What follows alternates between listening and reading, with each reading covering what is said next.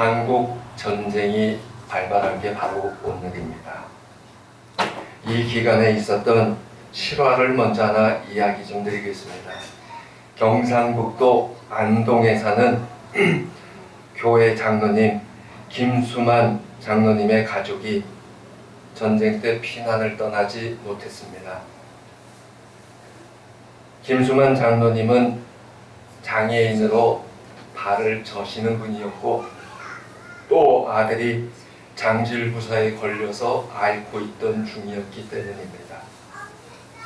그래서 김수만 장로님은 가족들을 데리고 무릉 뒷산에 있는 속칭 범우굴, 범바위 밑이라고 하는 곳에 가서 조용히 숨어 지내셨습니다.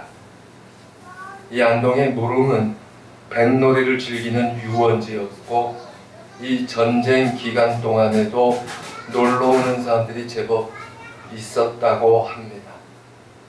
또 이곳에 인민군도 놀러 왔다고 합니다. 장로님 가정은 숨어 지내는 기간이 길어지게 되니까 먹을 것이 떨어졌습니다. 그래서 쌀, 된장 등을 가지고 오려 집으로 가야 돼서 동네 사람들 볼까봐 눈을 피해 살금살금 집으로 들어가서 먹을 거리를 가져오곤 했습니다. 그러다가 그만 들켜버렸습니다.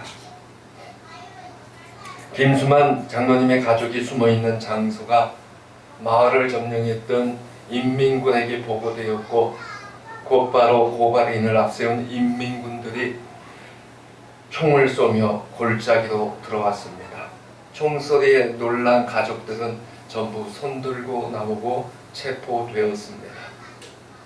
김수만 장로님의 가족은 국군의 간첩으로 의심을 받았습니다. 그 이유는 인민군 탱크 4대가 무릉의 산속에 숨겨놓았었는데 유엔군의 비행기 공습으로 전부 격파되었기 때문입니다. 골짜기에 숨겨놓은 탱크가 하늘에 떠있는 비행기의 공습을 받은 건 분명히 민간인 중에 간첩이 있어서 국군에게 위치를 가르쳐 주었기 때문이다. 그렇게 인민군 그 지휘관은 판단을 했었기 때문입니다. 그래서 간첩을 수색하고 있던 그 찰나에 때 맞춰서 김수만 장로님의 가족이 발각되었습니다. 인민군들은 장로님 가족이 숨어있던 장소에 국군과 연락할 때 주고받은 무선 장비가 있는지 무전 장비가 있는지 조사했습니다. 물론 아무것도 발견되지 않았습니다. 모두 다 붙들려 내려왔습니다. 이제 이른바 여론몰이이자 희생양이 되는 겁니다. 마을에서 다른 간첩 혐의를 받은 사람들과 함께 인민재판이 벌어졌습니다.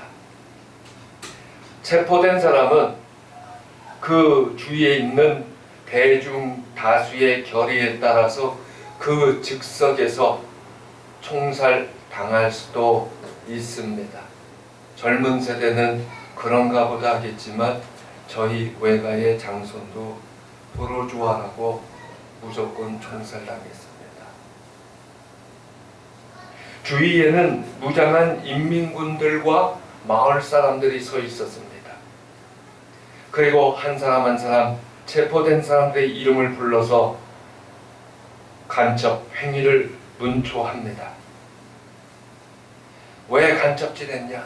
국군과 무전교섭은 어떻게 했냐? 총과 실탄은 어디에 숨겼냐? 당연히 그런 거 없다라고 하면 구타가 날아갔습니다. 그 중에 어떤 사람은 신체가 건강한 남자였는데 하도 맞아서 불구가 되었다고 합니다. 김수만 장로님이 지목돼서 문초당했습니다. 아무리 물어도 자신에게는 당연히 없으니까 없다고 이야기하고 그런데 더 큰 일이 생겼습니다. 주위에 서 있던 마을 사람들 가운데서 저 어르신은 우리의 활동과 전혀 관련이 없고 우리에게 피해준 일도 없을 뿐만 아니라 오히려 선한 사업을 해왔으므로 저 사람을 정죄할 이유가 없습니다 하고 소리치기 시작했습니다. 다른 사람들이 옳다고 응수를 했습니다. 전혀 예상 밖의 일입니다.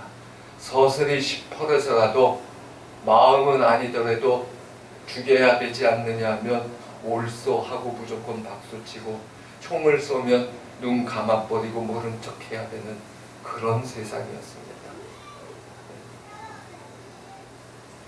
그런데도 사람들이 일어났습니다.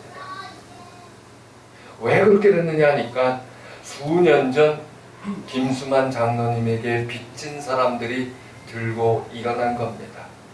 이른바 1947년 빨치산 사건, 27 사건이라고 하는 일이 벌어졌을 때 김수만 장로님이 좌익 계열로 낙인 찍힌 사람들을 그리스도의 사랑으로 변호해주고 각고의 노력 끝에 그들이 살았습니다. 이제 그 사람들이 나서서 이 사람은 절대 나쁜 사람이 아니라고 그렇게 변호함으로써 무혐의로 풀려났습니다. 풀려나니까 장로님은 더 이상 숨을 필요가 없어서 집으로 돌아왔습니다. 그런데 그의 집과 그가 운영하던 정미소는 인민위원회가 사용하고 있었습니다. 교회도 남으면 인민위원회에 사무실이 되어 있었습니다. 기가 막힌 장로님은 인민위원장을 찾아가 협상을 했습니다. 교회 건물 절반은 인민위원회가 사용하고 나머지 절반은 원래대로 예배드리게 해달라. 인민위원장이 승낙을 했습니다. 그래서 인민군 치하에서도 계곡리의 교회는 주일 예배를 드렸을 뿐만 아니라 매일 새벽 기도회도 모였습니다. 심지어는 새벽 기도 시간이 되면 교회 종도 칠 수 있었습니다. 그렇게 공산주의 인민군 치하에서도 자유롭게 신앙 생활을 할 수 있었습니다. 믿거나 말거나 실화입니다. 경상북도 안동 지역의 전설적인 전도인 김수만 장로님 1971년 작고하신 분인데 그 업적을 기리는 기념비가 현재 안동 장로교회 마당에 세워져 있습니다. 자, 이제 우리는 이런 이야기를 좀 하나 할 수 있을 것 같아요. 어떻게 빨갱이가 교회에서 예배드리도록 하겠느냐. 빨갱이는 교회 문 닫는 거 아닙니까? 그 사람이 빨갱이니까 교회에서 나가달라고 안 하고 인민위원회 사무실 같이 쓰자고 한 거 아니냐. 애당초 빨갱이를 변호한 불순 세력이 아니겠느냐. 오늘 같으면 이런 얘기들 많이들 하실 거예요. 근데 또 한번 생각해 봅시다. 그런 이야기하는 사람들은 대체로 전쟁을 경험하신 어르신들이시지 않겠어요? 연세가 70대 중반은 넘어서야 돼요. 그래야 어린 시절 전쟁의 기억이 어렴풋이나마 남아 있습니다. 문제는 또 있습니다. 자신들이 체험했다고 하시는데 기억하는 전쟁의 모습은 남과 북이 서로 달라요. 지금 제가 드린 예화에서도 전쟁인데 유원지에 사람들이 놀러 갔대요. 그런 일 없다라고 우길 사람은 지금 같으면 많겠죠. 많은 사람들, 남쪽은 특별히 인민군의 무자비한 공개재판과 학살, 피난 이런 걸 기억합니다. 북에서 오신 어르신들은 연합군의 비행기 폭격을 공포스럽게 기억합니다. 어떻게 하냐고요? 저희 집이 이북에서 와서 알아요.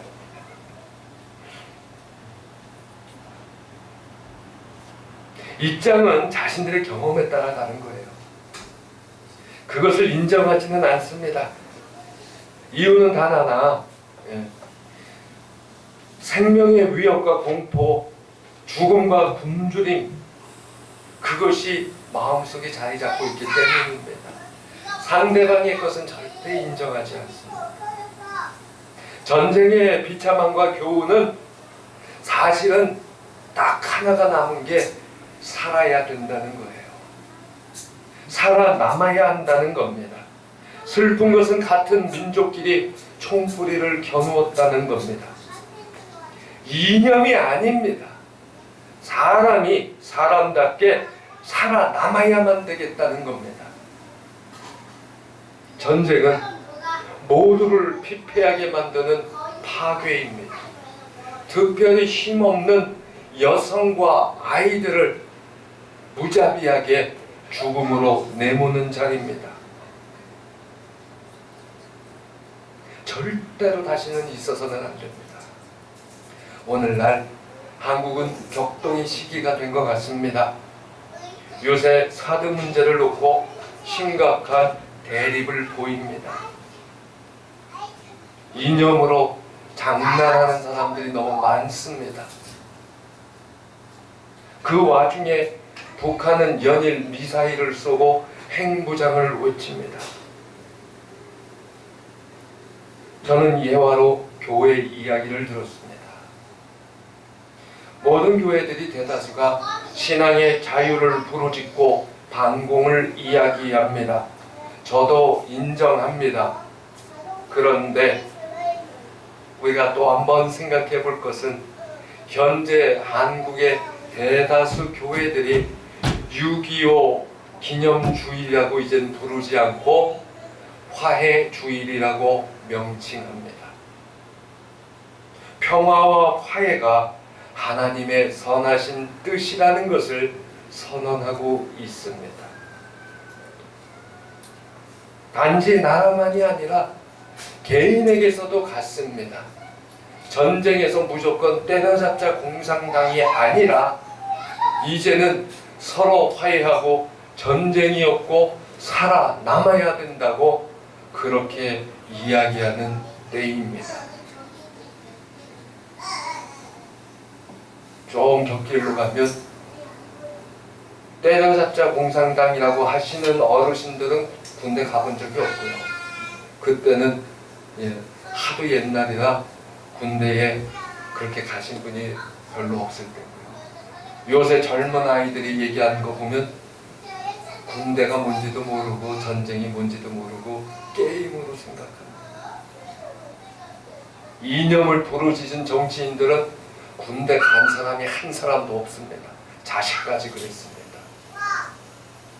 그런 일은 벌어지면 안 돼요. 화해주의입니다. 본문은 야곱과 에서의 상봉입니다. 피를 나는 형제인 에서와 야곱이 서로 뼈에 사무친 원수지간이 되어서 헤어져 있다가 수십 년 만에 만나는 장면입니다. 쌍둥이 형제입니다. 에서가 형입니다. 야곱이 동생입니다.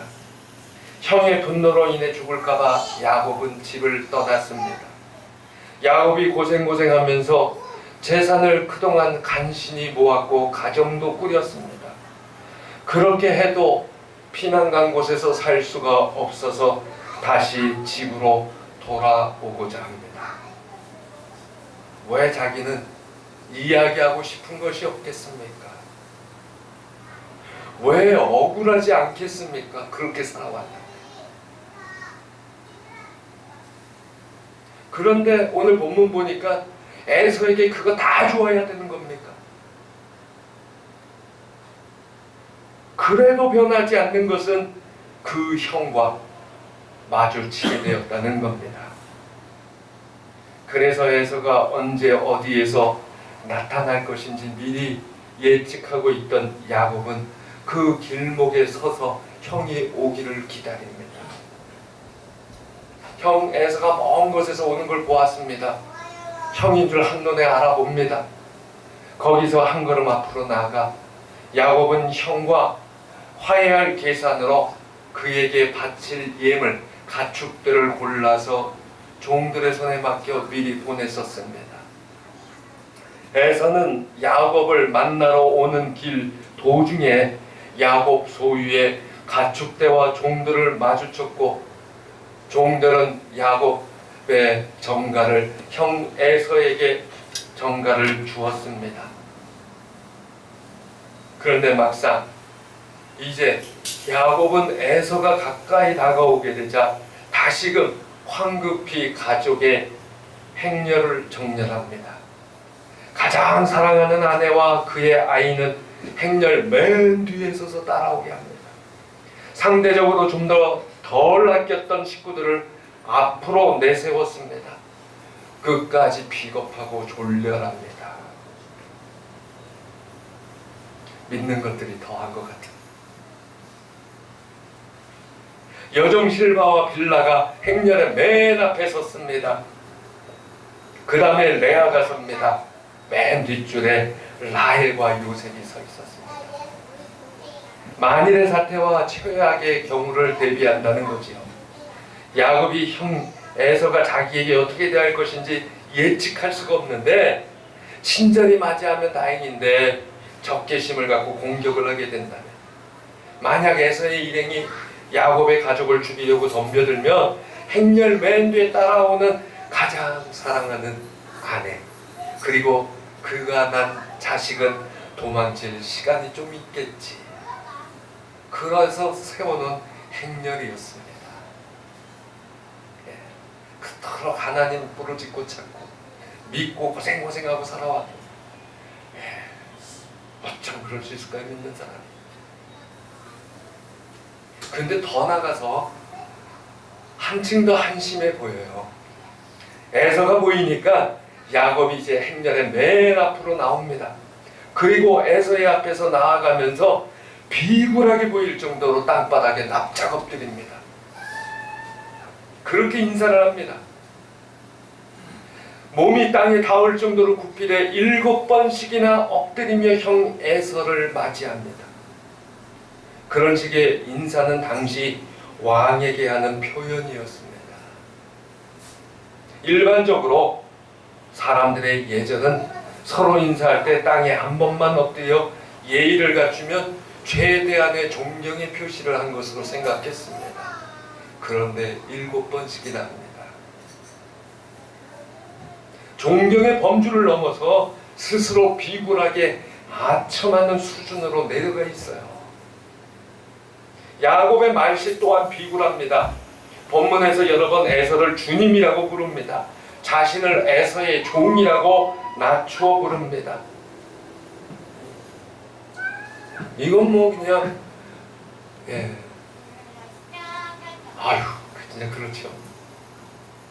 대조적으로 에서는 9절 보니까 그러한 동생을 내 동생이라고 불러요. 그래 이 종놈아 죄송합니다. 그렇게 부르지 않았어요. 8절에서 제기한 에서의 질문, 내가 만난 바 이 모든 때는 무슨 까닭이냐? 라고 물은 것은 그 전에 32장 8절에서 에서가 와서 한 때를 지면 남은 한 때는 피하리라. 야곱의 속셈이에요. 그것 때문에 한 질문입니다.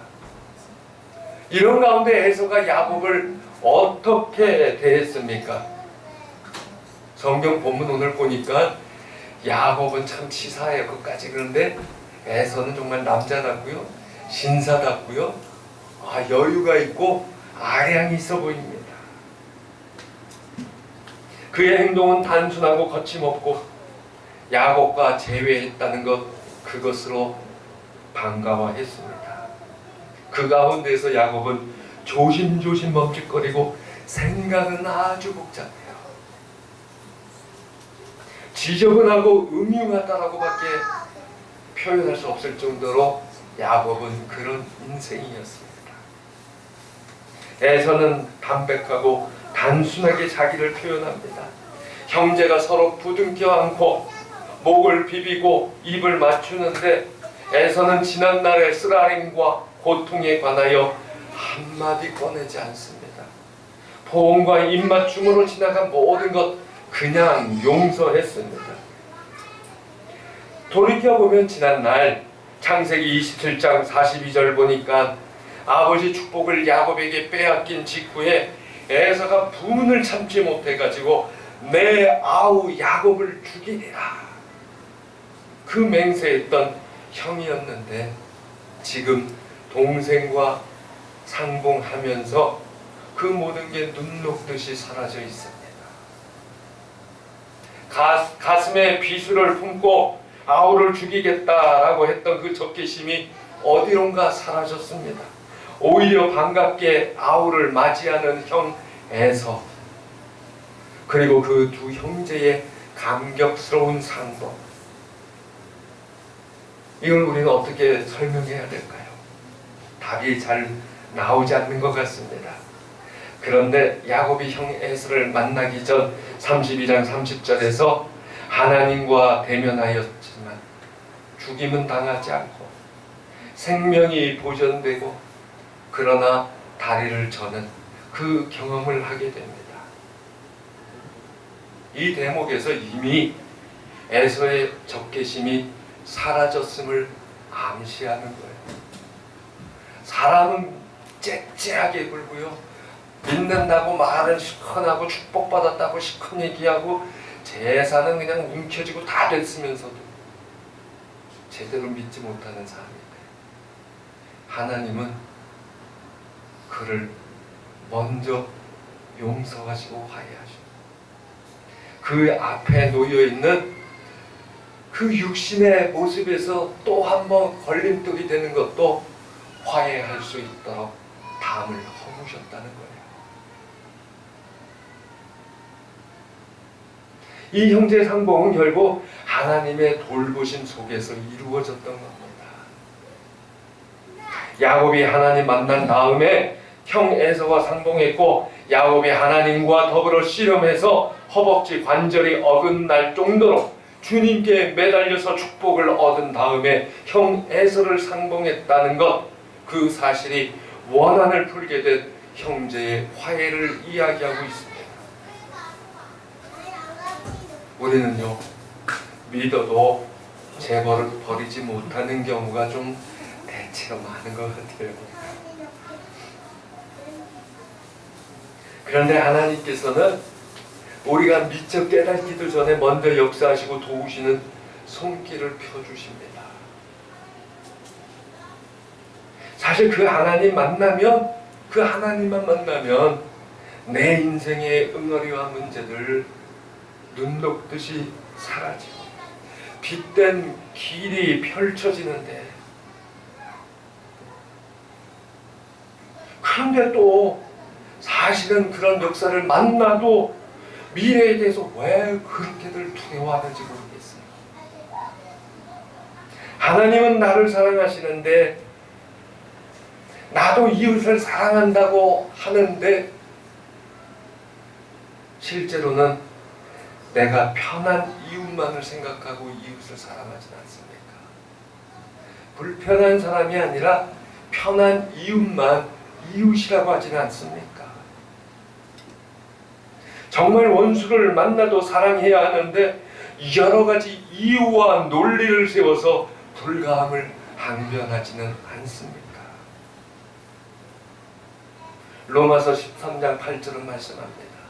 피차 사랑의 빛 외에는 아무에게도 빚도 지지 말라. 남을 사랑하는 자는 율법을 다 이루었느니라 말씀하고 있어요. 분명 알아요. 근데 왜 자꾸 실제에서는 먼 이야기가 될까요?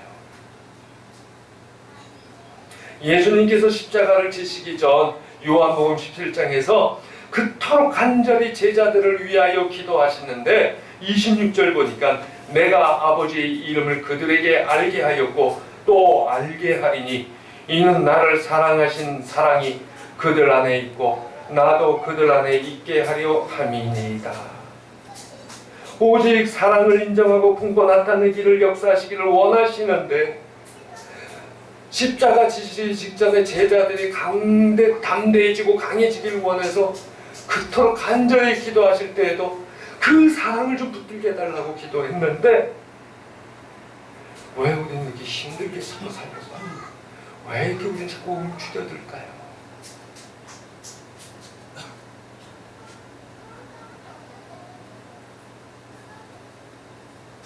혼내줄까도 생각을 했는데 참 어떻게 하겠어요?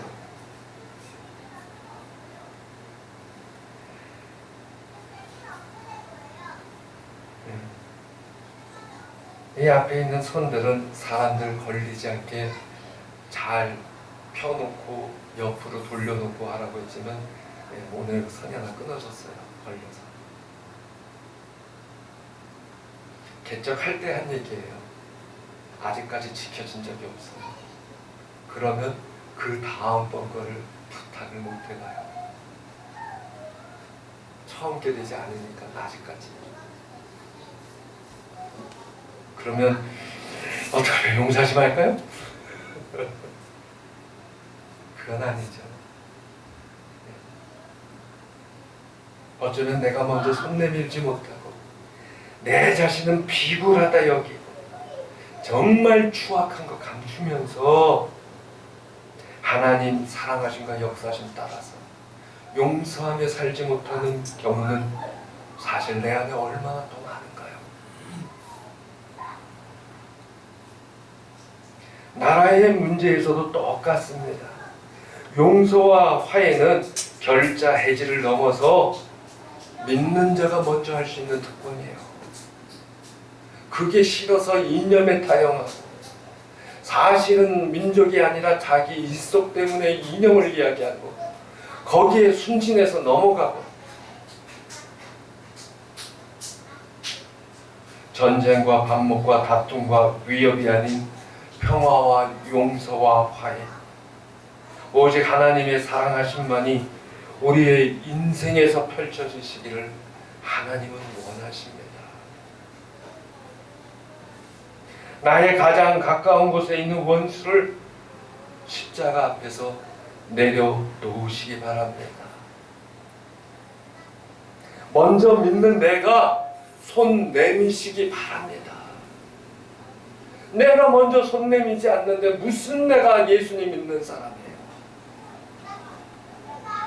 그 길이 바로 하나님의 사랑을 전하는 복음 전파의 첫걸음입니다. 그 길이 진정한 인생의 축복을 불러오는 그러한 길입니다. 야곱은 이제 더 이상 피해 다니지 않아도 되는 인생을 살게 되었습니다. 형과 화해했기 때문입니다. 오랜 세월을 돌아간 인생의 굴곡이었지만 하나님 만나고 하나님께서 먼저 인도하여 주심에 따라 화해의 길을 걷게 되었습니다. 변하지 않고 계속 비굴하고 그렇게 똑같이 사는 인생이 아니라 새로운 길을 걸어가게 되었다는 겁니다. 서럽고 억울한 길이 아니라 축복의 길입니다. 나도 내 가정도 이 나라도 그런 길을 걷기를 소원합니다. 기도합니다. 하나님 은혜를 감사합니다.